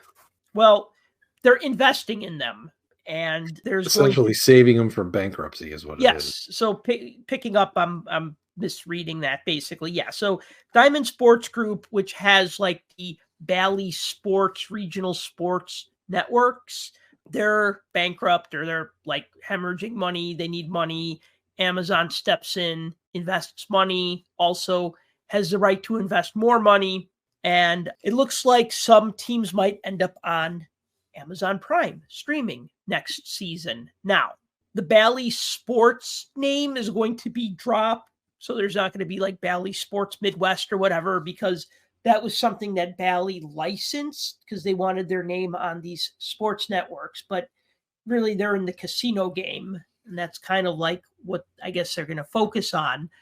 So the teams in question: Anaheim Ducks, Carolina Hurricanes, Columbus Blue Jackets, Dallas Stars, Detroit Red Wings, Florida Panthers, Los Angeles Kings, Minnesota Wild, Nashville Predators, St. Louis Blues, Tampa Bay Lightning. So if I understand this correctly, that would mean that locally those teams might be streamed on Amazon Prime, or maybe they would just continue to be on those regional sports networks owned by Diamond Sports Group. But I think it wouldn't affect, like, if it's out of market, like watch up to 40 out of market games a week on ESPN Plus or NHL, whatever, right? So I don't know. I think it's funny when people lose their shit about some random NFL game being on Amazon Prime. Because I have Amazon Prime, so I don't care. But it's just like, I'm going to subscribe to this thing that I don't subscribe to. And, not to sound like a know-it-all, but it's like, doesn't everybody have just an Amazon Prime account now? Don't they? From the NFL standpoint, people got used to the Prime thing because it's been a couple years now. They just don't watch the games because they're all the Thursday night games and they're horrible. What the people lost their crap about was the fact that they put a playoff game on Peacock. Right. After Comcast eliminated Peacock from its service. Yeah, you have to pay for it now. But in the two markets of those teams, you can watch it, I think, for free. It was for everybody else. Yes. And then I think I read that, like, among the 20 to 35 demographic, it was, like, huge. I'm like, of course, because they have streaming and all the 60-year-olds don't have it. But whatever. But look, the future of television is streaming. And I'm not talking about Netflix. I'm talking about live sports. And once that happens, ESPN will go out of business because no one will get cable TV anymore to be able to get these providers. It would just do a la carte. I mean, look, I watch a lot of soccer, and soccer is like this. It's like on every streaming service. It's like if you want to watch 3 different leagues, you have to get Paramount Plus and Peacock, or you don't get it. But I mean, like, I agree with you, Sal. Like, to watch football fans like go crazy because of this Amazon thing is kind of funny. Now, Tim is right. I think 2 years ago when they first started it, every Thursday game was lousy for whatever reason. And, I think this year wasn't so much the case. The other fear too is that, what if, while you're streaming it, because of so many people on there, what if there's too much bandwidth, not enough bandwidth? Could they support this? And I don't think that's been a problem at all. But look, I know that this Bally Sports thing was a problem a couple of years ago in these markets. And look, these fans in those markets deserve to be able to watch it on some platform. And like, I think Sal's right. Most people probably have Prime. And if you don't, then you get it. You get Prime just for this. So I don't know. I think, it's a good development. But look, I think the future of live sports is streaming. And if you think about it, live sports going to streaming is late to the game. Movies have been doing this for years. That's not live stuff. And the only thing keeping cable in business was the live sports, or the live events like the Oscars and things like that. Once you strip that away, the cable companies are going to suffer. But they should have innovated. I mean, that's the other name of the game too, is there was no innovation on the part of the cable companies. I'm all for more hockey if it's available to more people, and so that's the bottom line for me. And if you have to pay for stuff, look, we live in a world where nothing is free, including television. And look, if that's your vice, pay for Prime and watch your team. Well, and I don't mind paying for some things, but it's like you have to pay for so much. I mean, two things I'm just going to throw out really quick. Like a while back, I was asking people, "Oh, I'm looking for recommendations of a TV show to watch," right? And somebody recommended, "Oh, you should check out Yellowstone. It's really popular." I go, "Okay." So then I'm looking, and it's like, "Oh, well, Yellowstone is produced by Paramount." Okay, cool. I have Paramount Plus. But then I'm like reading online. Well, Yellowstone is not on Paramount Plus. It's on the Paramount Network. I'm like, what? This is a separate thing that I have to buy? But then I'm like, but then they're like, oh, but the prequel series 1883 and the other prequel series 1923 or whatever are on Paramount Plus. And I'm like, okay, so prequel series are on the thing, but the show itself is not on the thing. I have to get something else. Like, wait, you have Paramount Plus and then you have Paramount Network? That's stupid. That's totally stupid. It's like when Disney had Disney and Disney XD, and it was like the Star Wars cartoons that I wanted to watch were on Disney XD, but not regular Disney Channel. Or like, again, with the regional sports and how the cable's keeping it alive, it's like I have to upgrade my DirecTV package to the next package that's $25 more than the package that I had so that I can watch Blackhawk games. If the Blackhawks were like, hey, we're going to be on Amazon Prime, well, a Prime membership's it's like $130 a year, might be a little bit more, but it's like less than $15 a month. And I'd be like, well, hey, I'll gladly pay that to watch the Blackhawks and to get all the other stuff that's on Amazon Prime, which I think is better than like cable TV, because there's shit like HGTV that I don't watch. I don't even know what's on HGTV. There's all these channels that I don't know what they are, and I don't care. And they're like, well, you upgrade to this tier and you get another 50 channels. But guess what? I just want the one channel that's showing me the Blackhawks game. Can I just pay $5 a month for that channel? No, I have to pay $25 a month for all the channels, including the one that I want. So yeah. This thing has just become a shit show, and they're getting greedy. So when I hear about these things losing money or whatever, it's like, well, you know what? You made your bed. You made bad decisions. I mean, I understand that they have to pay for the rights for this and for that, for the other thing. But, depending on people to pay a lot of money so that they can get your channel is terrible. That's why I think the streaming model is pretty good. Back when it was like $5-6, like $5 a month, you could get this channel. You go, okay. Then it became $10 and it became $13.99. Now it's like $15 a month. I mean, now that's getting out of hand too, right? But yeah, it's a mess.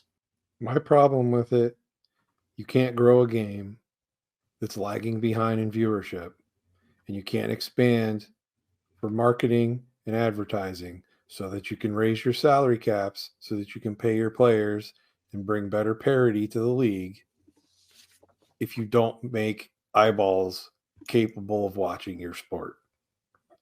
And that's part of the problem that I always have with this kind of stuff. And yeah, you're going to bring in the people, like you said, Clemente, with the demographics going to be younger. Okay, I get it. But prime example, Altitude Sports in Colorado. Half the people that live in Colorado can't watch Denver Nuggets or Avalanche games. In their own state, they can't even watch them because of Altitude Sports and the licensing agreements. It's dumb. Okay, so Bally goes away. Amazon foots the bill and says, okay, we're going to turn this into whatever our own sports network is. Maybe they keep them available and they just fund the money so they can keep up and running. Or do they bring them in and bury them behind a paywall? If they do that, then what? Are there going to be people willing to pay the money that aren't already doing so? Because you're right, Sal. A lot of people already have Amazon Prime. A lot. Just because it's been around long enough that people paid the money to get the shipping discounts. And, oh, by the way, we'll give you this service too. I don't like it because then here's what happens. So the NHL cuts a deal with Bally Sports for licensing agreements to actually show the programs. Now Bally Sports goes away. Now NHL has to do a new agreement, but it's not with a Bally Sports. It's with juggernaut Amazon. What do you think Amazon's going to want out of this deal? So your cut's going to go from this to this. And it's, okay, now what? Or Tim, it won't be like that. The cut will be the same, and they'll just pass the cost off to the consumer. Say, well, you pay $30 a month for this thing if you want to watch all the home games, or you don't watch it. I mean, that's... And then you'll get the letter or the email that says, we've tried to negotiate in good faith, but they just keep taking our money. So one of the articles that I read here, and I'm just going to read the paragraph. As part of Amazon's financial infusion, the e-commerce giant will have 15%. Infusion. Yes, infusion. Great word. Thank you. I like it. Okay. So, as part of Amazon's financial infusion, the e-commerce giant will have 15% ownership in becoming Diamond's primary partner. In addition, Prime Video will be able to stream games that geographically align with local television rights of Diamond. Under this proposed arrangement, Diamond subscribers would be able to buy local streaming access on Prime Video for live local MLB, NBA, and NHL games, which are available on Diamond. So there you go. So it's going to be some kind of separate package. Maybe. Sounds like it. But so I'm paying $140 for Amazon Prime. Oh, but you can't get this. If you want this, it's extra. Well, they're paying money for it, so they're going to want to make money off of it somehow, I guess. Whatever. Everyone's got to get paid. I'll just keep flipping my VPN and pirating stuff. I know it's been like a month, but I'm still pissed about the whole World Junior Championship thing being on the NHL Network. As far as the USA games, it's like all the non-USA games were on ESPN Plus. Only the USA games were on NHL Network. And that really, really, really annoyed me because I really wanted to watch those games. And whoa, if I subscribe to NHL Network, that's another $20 because then I'd have to buy the next package up. Just because I want Comcast Sportsnet Chicago to watch Blackhawk games and NHL Network, and I was spending almost $50 more, which is why I don't buy NHL Network. Again, if NHL Network was $5 a month, I'd be like, okay, here you go, $5 a month. That's fine. I'm happy with this. But the fact that I have to subscribe to this higher cable package with 100 other shitty channels that I'm never going to watch doesn't do anything for me. It used to be $5 on Comcast because it was part of the sports package, but now that sports package is $15. Yeah. So, but it's included in the Xfinity or Comcast package. Well, you just have to pay for it. Right. But I'm not using them because I got tired of them because everything was so damn expensive with them. All right, let's talk about the All-Star Game. We'll just round out this episode with a little bit of discussion about the 2024 NHL All-Star Game. So let me just give you some of the facts off the top, and then we can discuss the finer points of what's going to happen. So this is going to happen Thursday, February 1st, Friday, February 2nd, Saturday, February 3rd. So you got the fantasy draft on Thursday, February 1st at 6 p.m. Eastern Time. That's going to be on Sportsnet and TVA Sports in Canada, ESPN2 in USA. Guess I'll have to check if I have ESPN2 because that might be on the super premium ultra package that I don't subscribe to. Thank you very much, NHL, for making this harder than it needs to be. Friday, February 2nd at 7 p.m. Eastern Time, we have the skills competition. That'll be on Sportsnet, TVA Sports in Canada, so those two stations, and on ESPN and ESPN Plus in the USA. And then the actual game itself will be Saturday, February 3rd at 3 p.m. Eastern Time. In Canada, we're looking at Sportsnet, CBC, and TVA Sports. And then in the US, ABC and ESPN Plus. Now, we got 4 teams, but we're not calling them the blue team, the yellow team, the red team, the gold team. That would be fun. So we got Team Matthews, Team McDavid, Team Hughes, and Team McKinnon.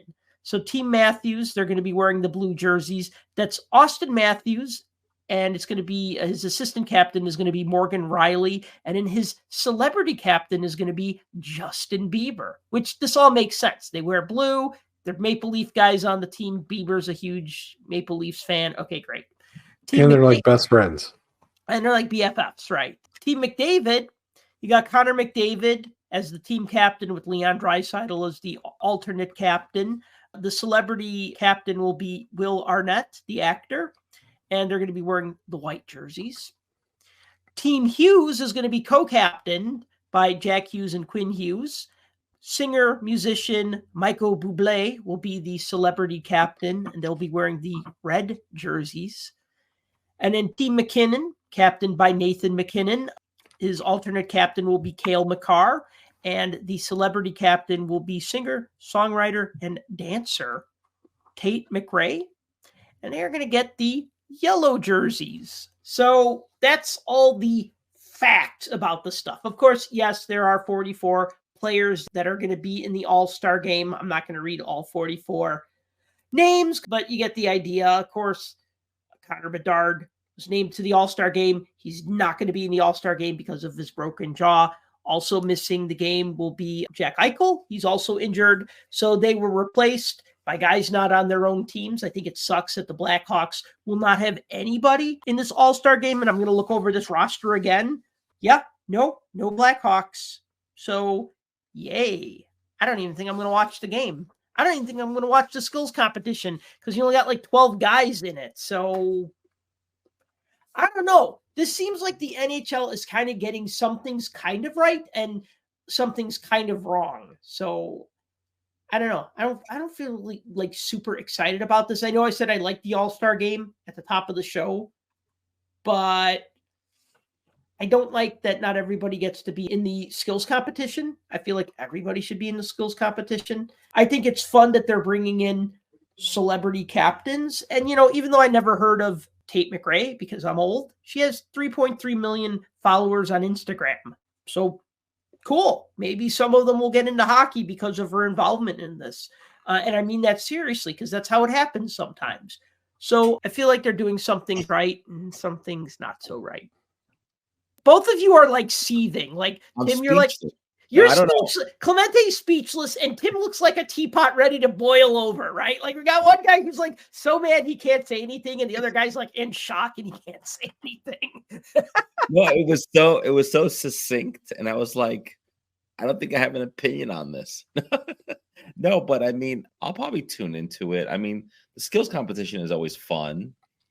I don't know what you mean about having all the players in it. I mean, some people are more specialized. I know what you mean. Like I think we mentioned this before, but like the NFL does an all-star skills competition, which is a lot more fun, maybe because they have the Nickelodeon thing going. I think it's a lot more fun. My kids like to watch it, and they watch no football, like none. But they'll say to me every year, like, oh, is that NFL skills thing happening soon? And I'm like, yeah, it's happening soon. And so I don't know that the NHL version of that has the same appeal, even though it should, because it's on ice and it's more fun. But other than that, and I'm not really sure what these celebrity captains do. They're just sitting on the bench, maybe. I don't know, they're there, and that might bring in some eyeballs. I don't know. But in general, I think some fans, like the diehard hockey fans, love the All-Star weekend. And the players probably hate it because they want to be off. While you were talking, Sal, I had this flashback to this, like, I think it was not a fever dream, but it was real. You two got into like a big discussion about why every team should be represented at the All-Star game. I think Tim was saying that should not be the case. But look, the Blackhawks have a player, Bedard. He's hurt.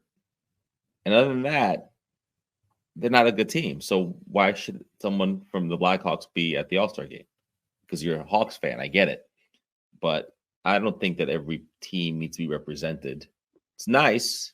And Bedard is technically on the roster. He won't play, but it all becomes a thing. I know how it works in hockey, but the coaches end up picking a lot of these extra players then to pad out the roster. And then obviously the coaches pick the players on their teams because, well, why not? right? And so, but that assumes that you take this All-Star thing seriously, and I don't, so I don't really care. And so just for fun, and so let's just keep it that way. Is it my turn yet? Tim, back to you. Yes, we have debated whether or not there should or shouldn't be a representative from every team. There's obviously not this time. Okay, so those that don't believe in it, there, you got your wish. Those of you that do, you're mad. All the people that every time we talk about the All-Star Game are like, why are you talking about that? The All-Star Game is stupid. Guess what? You're getting your wish, because now we're starting to think it's stupid. Because here, the initial concept of what they were going to do to change it this year was, hey, I know, we still do the 3-on-3. We're still doing, we're going to still have a fan vote. We're going to do all that. But we're going to make it like a fantasy draft. And we've always talked about back when they did the fantasy draft thing, the one year, it was hilarious and it was fun and it was cool. So yeah, we're going back to that. But then they got to go and screw it up by, first of all, taking the skills competition, limiting it to 12 contestants, essentially, to do all the events so that they can come up with one overall champion that's going to be crowned at the end. So all 12 people, fastest skater, hardest shot, stick handling. It's like triathlon of hockey. It's like a triathlon. Or See, like the decathlon and the Olympics, like 10 events. But before, you could take the entire rosters, right? Everybody being there for the event. You could take all the rosters and you could be like, okay, we got the hardest shot. Of everybody that's here, maybe not the hardest shot in the league, but of everybody that's here, you, and you. Hardest shot, go. And so you're going to get some type of competition. Now we've limited it to 12. Oh, not only are we going to limit it to 12, we're going to make the stupid fans pick them. So idiot fans get to pick who are in the skills competition. Rather than open it up to the whole group, we're going to have these fans pick. And guess what they did? Well, you got 12. So if you had one from every team, the most you could have is 12. 32 teams in the league, 12. That's a fraction. But what did we do? We picked 12 guys from 7 teams. There's 2 Avalanche players. There's 2 Oilers. There's 3 Canucks. There's 2 Maple Leafs. So other than Pasternak and Jack Hughes and Kucherov, everybody else is a teammate of one another. So now, not only do you not have every team represented in the game, now you don't have even close to a fraction of the teams represented in the skills competition.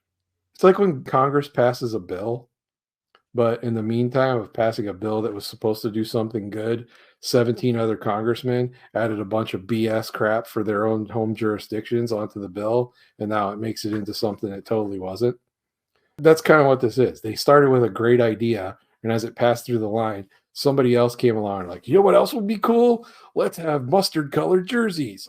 You know what else would be cool? Let's not let any of the players that should compete in the competitions compete. Hey, you know what else is cool? Let's let moron fans pick everybody that's going to be in the whole thing. And it's just like totally turned into something that it wasn't. Look, I like the All-Star Game. I enjoy it. I like the festivities that lead up to it. I'm pretty stoked that they're actually going to have a 3-on-3 tournament with the PWHL players.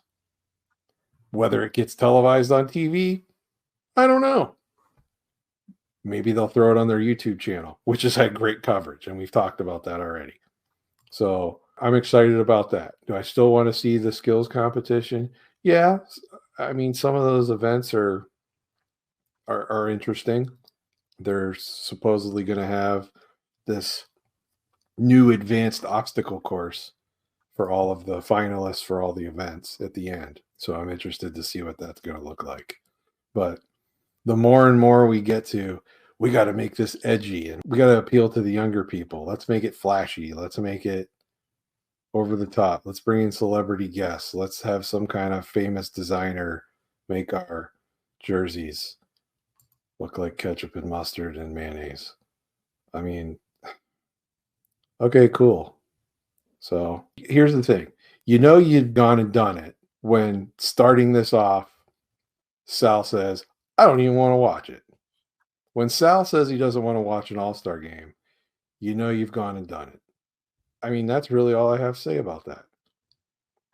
Well, I was saying it for two reasons. One is because there's no Blackhawk in this game. So when you say you don't have a dog in the fight, I don't have a dog in this fight. The other Who would thing you is put in instead of Bedard on the Blackhawks. as a Hawks fan? If you I had to put mean, somebody from the team, who would you put in? well, I mean, Seth Jones has been injured. He's been back, but I mean, Jones is kind of like an easy, obvious choice. Or I think Dickinson's been getting a lot of goals lately. I think he or Kurashev lead the team in goals. Bedard still has the lead in points, even though he's been injured for like a couple of weeks, but he's still that far up. But, you know, pick somebody who's been playing well. I mean, it's who is the star on the team? Like, okay, so the star is injured. Who's the next star? You know what I mean? There's always somebody who steps up and pulls the slack. I mean, Mrazek's been okay, but I mean, there's way better goaltenders that need to be picked and put in the game, and they were. But like, yeah, I mean, that's kind of like where my mind is. Like, Seth Jones would be okay because he's a solid player. I mean, Connor Murphy is an unsung hero on the team. He logs a lot of minutes. He doesn't put up the points though, and he's not Seth Jones. You know what I mean? So.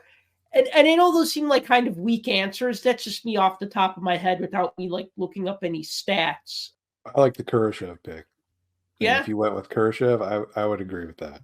Yeah. If you had to send somebody, he's got 23 points. He's got 15 assists and 8 goals. So of all the guys on the team, you got Dickinson and Bedard, who are the goal scorers. But from there, it kind of plummets. Yeah, it was kind of rumored that Dickinson would be the fill-in. And a lot of times you had that where like when a player was injured, they would pull somebody from his team. And sometimes you'd get guys that were like, okay, maybe they're not really like someone you'd think of as an all-star. But that, and I like the skills competition when everybody gets to participate. And I think that's okay because you know what? You look at like Connor McDavid and say, all right, what would you have him do? You'd have him do fastest skater. You'd have him do maybe accuracy shooting, maybe not the hardest shot, right? Does he have a hard shot? Of course, but the hardest shot, no. I mean, I look at this list and I'd say, okay, some of these guys, I know they could shoot the puck as hard, if not harder, right? Like Sidney Crosby, Sid is fast. I don't know if I'd have him do fastest skater anymore. Hell yeah, I'd have him do accuracy shooting. I'd have him do like any sort of rapid fire kind of thing. Any sort of breakaway challenge. You know what I mean? Like there's certain guys that you look at and you say, yeah, they would be perfect for this. I would think like the D-men, you'd have them do like the hardest shot. And sometimes accuracy shooting, you know, I mean, Cale Makar, he's freaking awesome. He could probably do any of these, right? But I think it was kind of good when it was like, well, all right, we can only use this guy in 2 or 3 events. So which 2 or 3 are we going to put him in? You know what I mean? You try to spread the talent around in a way that makes sense. But back to your Crosby point. Sidney Crosby is having an unbelievable season. And he's old as crap. And he's still showing that he can play as well, if not better, than most of the players in the league. And he's showing people up night in and night out. And he gets to go to an All-Star game again. And you don't even try to showcase him. The guy that was like the face of your league for 20 years, you're not even going to put him out there. It's dumb. Like last year was great. Remember they had Crosby and Ovechkin on the same line. And it was just like they were just playing with people. I mean, yeah, it's an All-Star game, so nobody's trying super hard. But good Lord. It's just like tic-tac, tic-tac, tic-tac, back and forth. It's like, I'm just going to stand here because whatever happens, happens. I mean, the passing was insane. Yeah. When those two are on that line, it was ridiculous. Yeah. You're not going to have that this year. So he's going to have to find somebody else to play with. But, you know, not having him in the skills competition, come on. Give me a break. Yeah, that's exactly it. That's exactly right. Not having him in the skills competition. I know I'm a homer and everything, but still, come on. There's so many good players that I'm looking at on this list that are not in the skills competition. So one thing I want to point out, though, I know I said this earlier when I mentioned the teams and the colors and the celebrity captain or coach or whatever they're calling them. I think it's cool that they put the Hughes brothers together on the same team. I thought that was a nice touch. Like, for the other teams, I thought it was kind of lame. Like, okay, you're putting Nathan McKinnon and Cale Makar together on the same All-Star team. Guess what? They play together all the time. Oh, you're putting Connor McDavid and Leon Draisaitl on the same All-Star team. Guess what? They play together all the time. Yeah, mix it up, new. break it up. Fun to see them play against each other, I think. Yeah, exactly. Yeah. You want something that people will watch? Yeah, splits teammates. Make them play against each other. Remember when they split apart the Sedin twins when they did the fantasy draft and they played on separate teams? They look lost without each other. But it was still funny. I mean, it's supposed to be fun and games, right? It was funny. But I like the fact that the two brothers that play on different teams get to play together. That's just cool, But I think it'd be cool to see, what would it be like if Draisaitl played with Matthews? That'd be interesting. But maybe they're trying to get some chemistry going here, right? Because it's a 3-on-3 game. So you want to have some guys that have kind of played together. Although I think it's kind of neat to see what happens because you brought up Crosby and Ovechkin playing together. And now I remember all that ridiculous passing that they did. But another thing that stood out to me was Kirill Kaprizov and Alex DeBrincat playing on the same line together. And they were good. I don't remember what they got statistically, but they just looked so freaking good together. And I remember watching that and saying, I wish there were less teams in the league. So we'd have more talented players per team. Well, if you could get salary caps to go up, you might be able to pull that off. But unfortunately, we're stuck. They got $1 million increase next year, which maybe gets you a player or two, but lots of league parity. That's why we see teams in and out of the playoffs on an annual basis. It's not like a juggernaut for 10 years straight and then before they get knocked off. It's like we don't see these cycles as often anymore because everybody's stretched out. You got one or two superstars on a team, and then you got to stretch that dollar to fill in the rest of the holes. So I don't think we could ever have a team like this. No, and that's what makes it fun. Is that we get these elite players? Yeah, because it's it's the what if scenario. Yeah. What if these guys could actually play together? Yeah. Like I said, I think the biggest highlight for me is, I'm going to watch the skills. I'll watch the game. It is what it is. But I really want to watch the PWHL 3-on-3. I think that's going to be an underrated event. All right. Well, any last thoughts before we tie a bow on this one and wrap it up? I don't know. I don't ever say anything productive, so. No, it's interesting how the All-Star Game is this really love-hate thing, and maybe this year will be a formula that they can tinker with next year and make it better. My hope is that it gets better every year, but it doesn't seem that way. It seems like they always blow it up and start over, but whatever. Yeah, there's no consistency. Yeah, it's not consistent, and that bothers me, but whatever. I'm still, thinking hey, maybe they should bring back East-West or something, just because it's old, but it's new again to people, Team North America versus the Red China KHL team. Let's watch that. The Kunlun Dragons. I will take the over on a 90-0 score. Well, I don't know. Is Mike Keenan still coaching that Chinese team? Because I have no idea. Then they might have a chance. And they'll just go out and break everybody's ankles. You try. Okay. Thank you for listening to the Puck Junk Hockey Podcast. As always, if you've enjoyed the show, please be sure to like and subscribe. Please be sure to tell your friends. If you had a moment, write us a review on whichever platform you're listening to this show on. If you're feeling generous, support the show by buying a t-shirt at shop.puckjunk.com. And until next time, collect what you like. For more hockey goodness, follow us on Twitter @PuckJunk.